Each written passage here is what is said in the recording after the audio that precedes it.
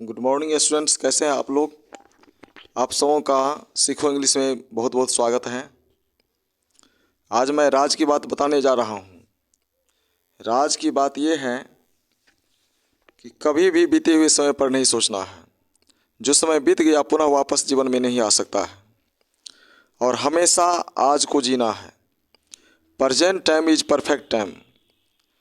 Present time को ही सही से यूज करना है अपने जीवन में और आगे बढ़ते रहना है। हमेशा अपने आप को अगर सोने की तरह चमकना है तो सोने की तरह तपना होगा। अगर आप अच्छा स्टूडेंट बनना चाहते हो तो निश्चित रूप से आपको कड़ी मेहनत करनी होगी। जब तक कड़ी मेहनत नहीं करेंगे तो सोने की तरह आप निखर नहीं सकते हैं।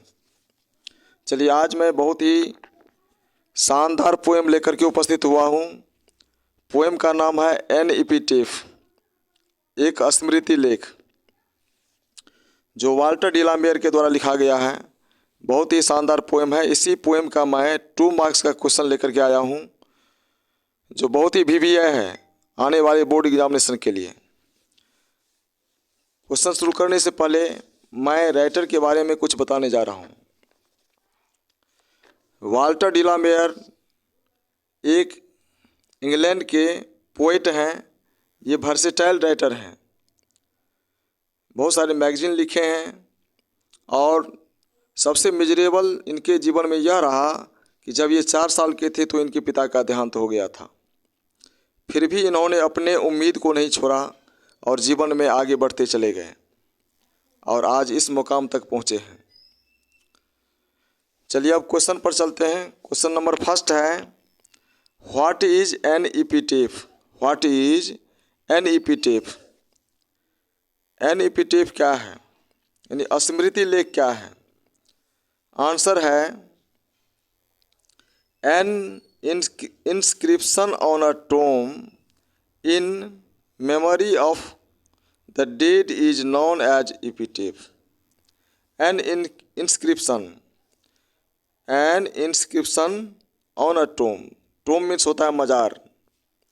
आदमी के मरने के बाद जब मजार बनता है वहाँ पर एक पत्थर का शिलालेख बना दिया जाता है और उस पर जो उसके याद में लिखा जाता है, मेमोरी के रूप में जो लिखा जाता है उनके बारे में, वही इपिटेफ कहलाता है, स्मृति लेख कहलाता है।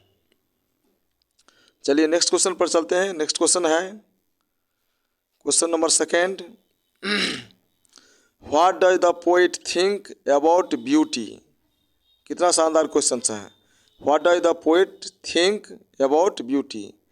कवि सुंदरता के बारे में क्या सोचते हैं, या कवि का सुंदरता के बारे में क्या विचार है।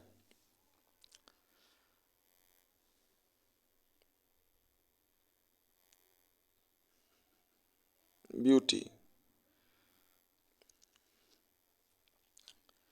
द पोएट वाल्टर डिलामेयर, यहाँ हो जाएगा Walter de la Mare.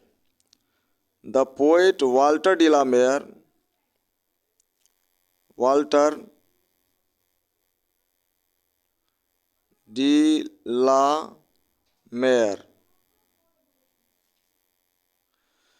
The poet Walter de la Mare says that beauty is not remains permanent. इसमें मिस्टेक से जॉन किट्स लिखा गया था, इसमें हो जाएगा वाल्टर डी ला मेयर। क्या होगा, वाल्टर डी ला मेयर। कह रहे कि what does the poet think about beauty.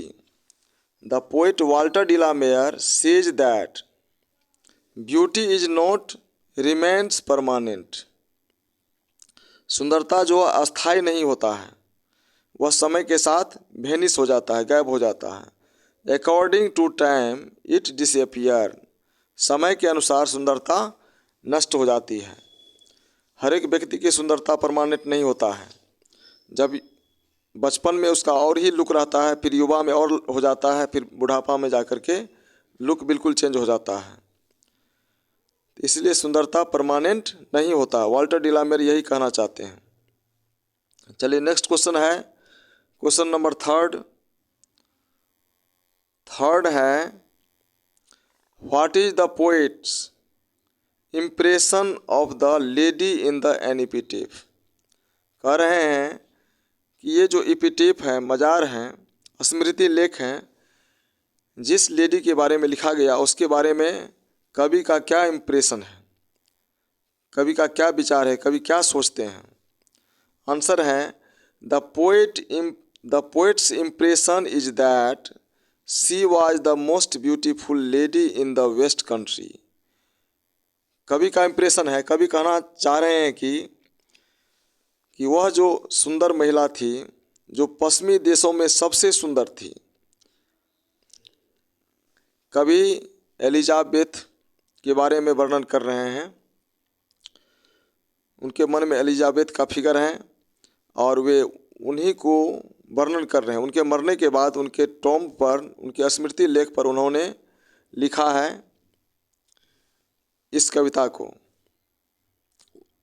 Elizabeth के बारे में ही कह रहे हैं कि यह जो लेडी है, महिला है, जो पश्चिमी देशों में सबसे सुंदर महिला थी।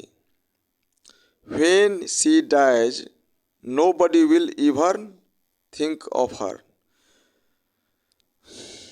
जब वह मर जाएंगी तो उनके बारे में कोई भी व्यक्ति नहीं सोचेंगे।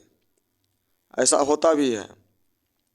मरने के बाद धीरे धीरे व्यक्ति के बारे में लोग याद करना या सोचना बंद कर देते हैं। ये तीन ही क्वेश्चंस वेरी वेरी इंपॉर्टेंट हैं।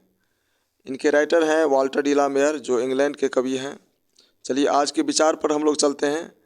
Today's thought, all that glitters is not gold. All that glitters is not gold. सभी चमकने वाली वस्तुएं सोना नहीं होते। सभी चमकने वाली वस्तुएं सोना नहीं होते। इसलिए कहा गया कि आपको सोने की तरह बनना है, अर्थात अपने जीवन में बहुत आगे जाना है। निश्चित रूप से आपको परिश्रम करना होगा। जैसे सोना चमकने के लिए उसे आग में तपाया जाता है, फिर उसे पीटा जाता है, उसी तरह से व्यक्ति को मेहनत रूपी आग में जलना होगा, तभी आप आगे बढ़ सकते हैं। फिर मिलते हैं नेक्स्ट वीडियो में।